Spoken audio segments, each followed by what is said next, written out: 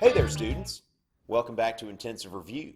In this segment, we're going to talk about USHC 5.2, which emphasizes not only the Spanish-American War itself, but the impact of the Spanish-American War on American foreign policy, that this is a key turning point.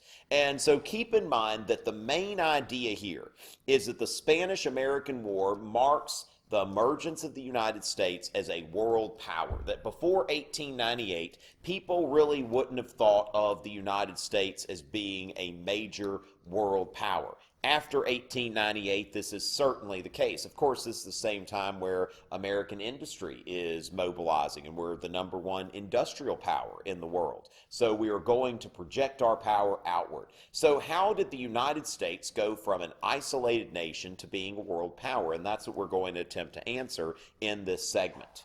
So 1898 is a big year. Keep that in mind. 1898, big year. So the Cuban Independence movement in the 1890s, that you've got people in Cuba that are fighting against Spain. Now keep in mind the Monroe Doctrine says, read my lips, no new colonies, but this isn't a new colony. So really the United States is not obligated to get involved here and probably doesn't have too much of a critical national interest, except, if Cuba's independent, then we can influence Cuba a little bit more. We'll say influence. That sounds nice, doesn't it?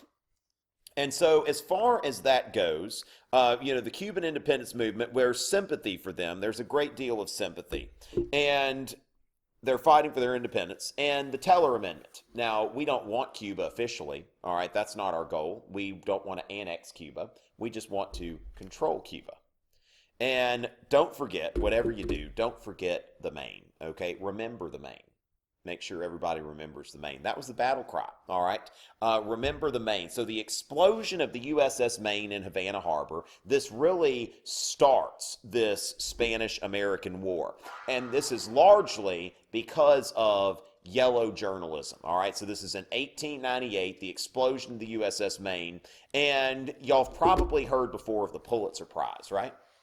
The Pulitzer Prize gets given to journalists who come up with great stories, sensational stories, all of that kind of stuff. And there are lots of Pulitzer Prizes given out to various journalists and writers every year, I believe. So the Pulitzer Prize is named for Joseph Pulitzer, who was the publisher of the New York World. And he was competing with William Randolph Hearst, who was the publisher of the New York Journal. And this pressure prompted them to adopt a strategy of yellow journalism, because it's really about selling papers. And whoever can produce the most sensational headlines is going to sell the most papers. So what we see here, now of course they don't say anything that's flat out lying. Main explosion caused by bomb or torpedo? I mean, we just asked a question, right? I mean, it's a legitimate question, right? We didn't say that that was the case. Now, a lot of times, for some reason, when you see this document, the question mark is kind of cut off. So I had to add that to it. But once again, that we see here that crisis at hand. Cabinet is, cabinet in session, growing belief in Spanish treachery. This is great, font stuff, okay? I'm a pretty big font nerd, and you can see, by what is emphasized, you see what they are trying to do. But then, this whole thing with, okay, crisis at hand, growing belief in Spanish treachery. Well, hey, there's a crisis. People believe there's Spanish treachery. We didn't say there was Spanish treachery, but the newsboys that are standing on the corner, and they're just Spanish treachery, extra, extra, read all about it.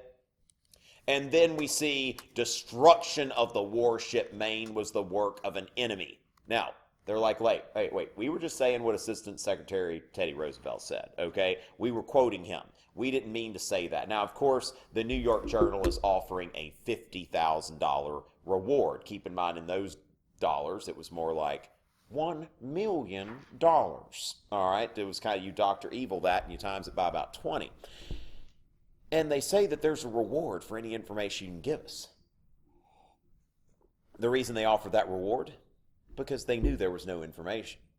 But it sells papers, all right? And that is the whole point of yellow journalism, is to sell papers. And as a result, we see a huge public outcry because the media is inflaming the public. Imagine the media inflaming the public about something, right?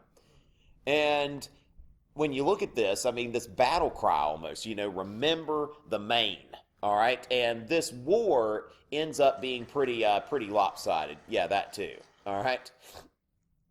And so, it is a splendid little war, as Teddy Roosevelt says, or one of his friends said to him. It was in a letter to or from Teddy Roosevelt. Keep in mind, Teddy Roosevelt had his Rough Riders and all that. America, it's like we win and all that kind of stuff. And so, 1898, the Treaty of Paris, for $20 million, we get the Philippines and Guam and Puerto Rico and a free Cuba that we don't want. Tell her we don't want her, but we can dominate it. And this is the beginning of the American Empire. Okay, sorry about that. I had some little blanks for y'all to write in, and I went all fast on y'all. Okay, so there it is. The Philippines, Guam, Puerto Rico, and a free Cuba. So we annex different things, and we are able to be in a position to control Cuba because they're no longer under the sway of a European power. And, of course, the Platt Amendment established, Cuba as a protectorate, all right, that they couldn't make treaties without our approval. The U.S. can intervene in times of civil unrest, and we get that perpetual lease at Guantanamo Bay so we can have a naval base, all right? And today I think they just, interrogate terrorists there and that sort of thing. But once again, want to stress this legacy of resentment, all right, that the Cuban people and, certain segments of the Cuban population, that they really resented Americans who never really gave an independent Cuba a chance. And this sort of culminates in the Cuban Revolution in the late 1950s. And Cuba is still not on friendly terms with the United States, exactly, even though it seems to be changing maybe a little bit. So, imperialism in the Philippines, all right, big-time foreign entanglement. And we see here that the American flag's been planted on foreign soil for humanity's sake. But you don't see much humanity here. What about the Constitution? Do these people have constitutional rights? Well, the Supreme Court said no. In the Insular Cases, the Supreme Court said that the Constitution does not follow the flag. And just because somebody lives in a territory conquered by the United States, it does not mean that they are necessarily citizens or that they have constitutional rights. And for humanity's sake, I guess, we are crushing a rebellion there. All right, and the Anti-Imperialist League, all right, that there are imperialists who believe in the projection of U.S. power, all right, but then anti-imperialists, they're really concerned about American values.